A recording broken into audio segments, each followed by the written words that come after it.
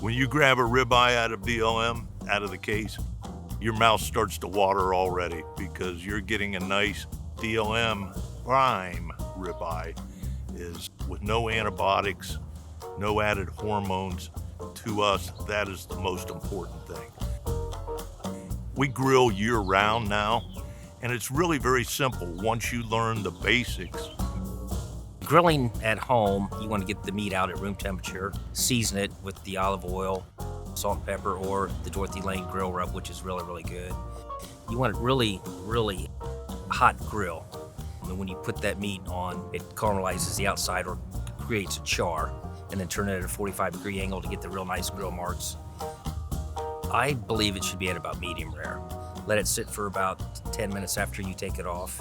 If it looks that good, it's going to taste good.